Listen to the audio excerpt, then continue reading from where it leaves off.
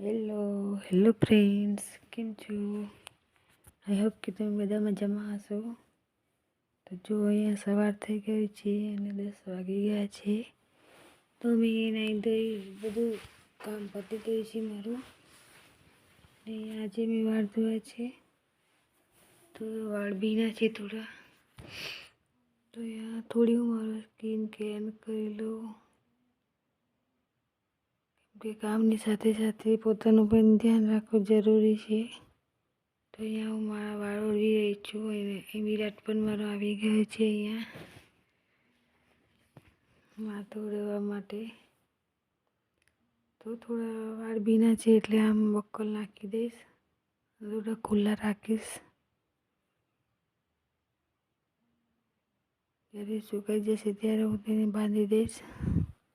તો અહીંયા હું થોડું મોઇશ્ચરાઇઝ લગાવી દઉં છું, કે શિયાળામાં હાથ ને મોં બધું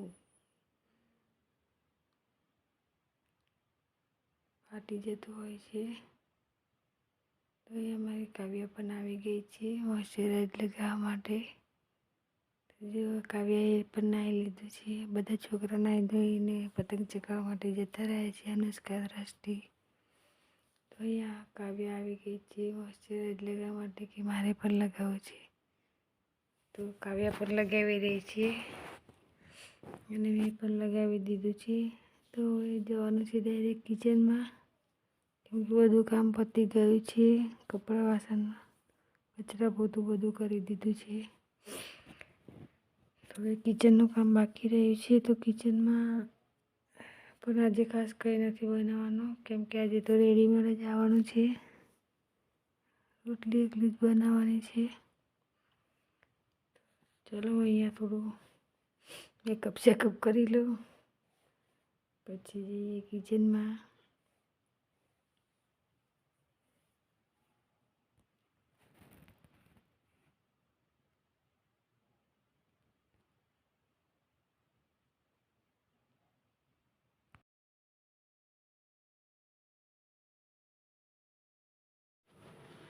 હેલો ફ્રેન્ડ્સ, કેમ છો?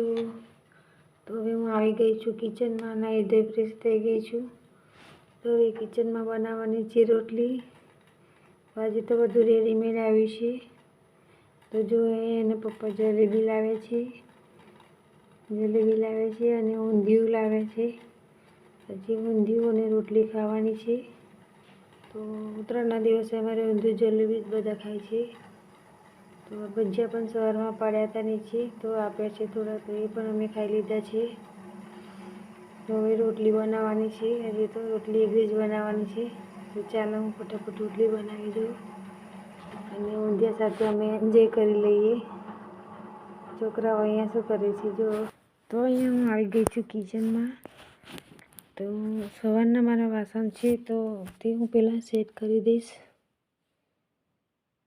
તેમાં થોડું ઘણું પાણી હોય છે, એટલે હું થોડું કપડાં લૂછીને મૂકી દઈશ. અને અહીંયા મારો વિરાટ પણ આવી ગયો છે વાસણ લૂછવા માટે. તે પણ મારી મદદ કરી રહ્યો છે થોડી ઘણી. તો જો મારા વાસણ સવારમાં ઘસ્યા હતા. ખાસ વાસણ નહોતા અત્યારે તો, કેમ કે આજે સવારમાં નાસ્તો કાંઈ બનાવ્યો નહોતો. મેં બધું પાપડી છે એ બધું ખાઈ લીધું હતું ચા જોડે, એટલા માટે નાસ્તો નહોતો બન્યો. કેમ કે આજે રજા હતી છોકરાઓને, એટલે કોઈ સ્કૂલમાં જવાનું નહોતું, એટલે નાસ્તાની પણ રજા જ હતી આજે. તો એના પપ્પાની પણ રજા હતી, એટલે કંઈ બનાવ્યું નહોતું નાસ્તામાં. તો જો અહીંયા મારો લોટ બંધાઈ ગયો છે. તો આજે તો રોટલી એકલી જ બનાવવાની છે, કેમ કે ઊંધિયું ને જલેબી એવું બધું ખાઈ લઈશું. થોડી રોટલી બનાવી દઈશ. તો કબૂતર આવી ગયું છે. અહીંયા મેં કપડાં ધોવા માટે મૂકી દીધા છે. તો કપડાં મારા ધોવાઈ રહ્યા છે, તો હું રોટલી બનાવી દઈશ, ત્યાં સુધી ધોવાઈ જશે, પછી સૂકવી દઈશું.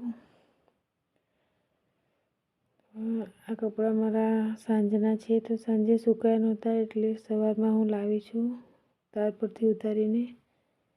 તો રોટલી બનાવી દઈશ, પછી હું તેને ગળી કરી દઈશ. તો જો અહીંયા બધા પતંગ ચગાવવા માટે જતા રહ્યા છે અને હું આવી ગઈ છું પછી કિચનમાં રોટલી બનાવવા માટે. તો મારો લોટ સેટ થઈ ગયો છે તો તેને થોડો કેળવી લઈશ પછી બનાવી દઈશ મારી રોટલી. તો ફટાફટ હું રોટલી બનાવી રહી છું કેમ કે તેના પપ્પા આવી ગયા છે ખાવા માટે પતંગ ચગાવીને. અને જો મારા વિરાટનો ફુગ્ગો મોર લાવ્યા છે એના પપ્પા એના માટે. એને ઉડી જવાની બીક લાગે છે તો ઘરમાંથી બહાર નીકળતો નથી કેમ કે ફુગ્ગો ઉડી જશે. તો અહીંયા હું રોટલી બનાવી રહી છું. તો આજે મારું થોડું કામ ઓછું હોય એવું લાગે છે કેમ કે છોકરાઓ ઘરે હતા એટલે થોડું ઘણું કામ કરવા લાગ્યું છે. છોકરાઓએ મને દ્રષ્ટિ મોટી છે એટલે થોડું કરવા લાગે છે. તો આજે સબ્જી પણ કશું બનાવવાની નથી એટલા માટે રોટલી એકલી જ બનાવવાની છે. તો મારો વિરાટ આવી ગયો છે અહીંયા રોટલી બનાવવા માટે.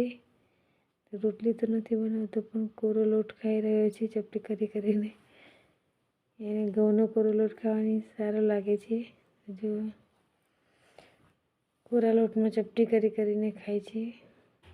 ના પાડું છું ફીર તો પણ ગુસ્સે થઈ જાય છે. તો એના પપ્પા અહીંયા આવી ગયા છે. તો જમવાનું થઈ ગયું તો જમીને પાછા પતંગ ચગાવવા જવાનું કહે છે. પતંગ તો આજે કોઈ ચગાવતું નથી ખાસ અમારે ઉત્તરાયણ એવી રહી નથી પહેલાં જેવી.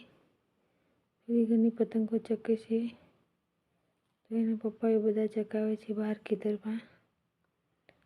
તો ધાબા પર તો જગ્યા નથી તમાકુ સૂકવી દીધી છે એટલા માટે તો ખેતરમાં નીચે ચગાવવા જાય છે. વિરાટને જવું છે પપ્પા જોડે તો ચલો પપ્પા જોડે તો એને મૂકીશ. ચાલો એને મૂકી આવું. તો ફ્રેન્ડ્સ અહીંયા વાગી ગયા છે 4. 2 કલાક અમે વચ્ચે બહુ બધું કામ કરી લીધું છે.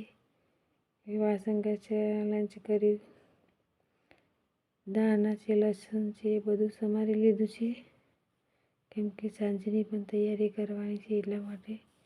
તો અહીંયા 4 વાગી ગયા છે અને મેં બનાવવા મૂકી દીધી છે ચા ને આ બાજુ મેં ખીર બનાવવા માટે મૂકી દીધી છે. તો આજે સાંજે ખીર અને પુડલા બનવાના છે. અમારે અહીંયા ઉત્તરાયણના દિવસે ખીર અને પુડલા બનાવે છે. તો કોઈ તરતા બનાવે છે અને કોઈ તીખા પણ બનાવે છે. તો હું અહીંયા આજે તીખા બનાવવાની છું બેસનના જે ચીલા કહે છે તે. નીચે અમારે તરતા બનાવે છે જે માલપુઆ કહે છે તે. તો અહીંયા હું ખીરમાં નાખવા માટે ઇલાયચી થોડી વાટી રહી છું. તો જોડે બધું કામ પતાવતી જાઉં છું કેમ કે પછી મારે નીચે પણ ભેંસ દોવા માટે જવાનું છે. તો હજુ મેં ખીરમાં દૂધ નથી પાડ્યું ખાલી ચોખા ચડવા માટે મૂક્યા છે. ભેંસ દોઈને આવીશ પછી તો હું તેમાં દૂધ પાડીશ. ત્યાં સુધી જ કચરા ચડવા માટે મૂકી દીધા છે. તો અહીંયા અમારા માટે મેં ચા બનાવવા માટે મૂકી દીધી છે. એ કોઈ પેશન્ટ પણ આવી ગયું છે તો એમના માટે પણ મેં થોડી બનાવી દીધી છે.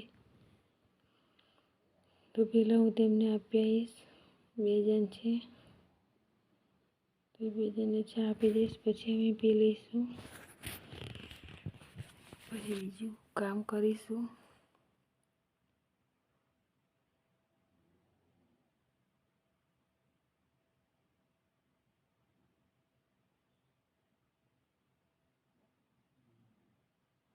તો જો એ પેશન્ટ માટે મેં ચા તૈયાર કરી દીધી છે તો ચાલો આપી આવો એમને પહેલાં ચા પછી અમે પી લઈશું.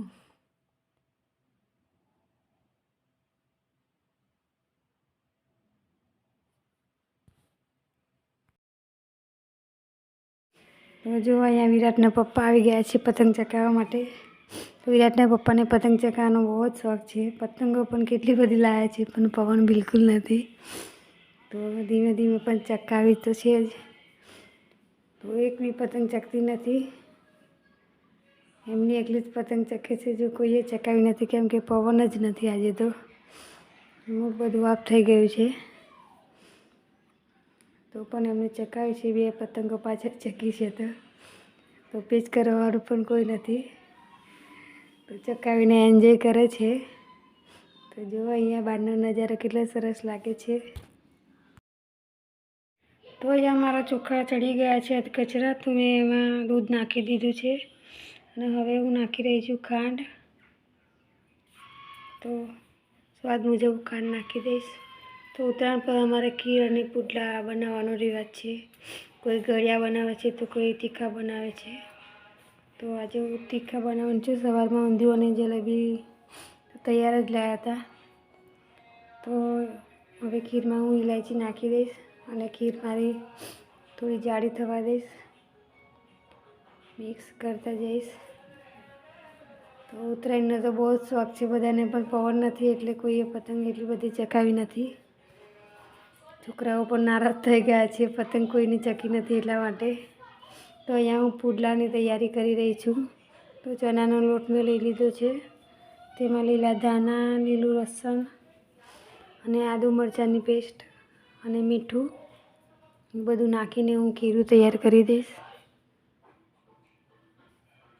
તો પુડલાનું ખીરું તો થોડું ઢીલું રાખવાનું હોય છે, કેમ કે જાડું હોય તો પુડલા એટલા બધા સરસ થતા નથી. તો પતલું ખીરું રાખીને હું પુડલા બનાવીશ, કેમ કે એકદમ પસરી જાય એવા.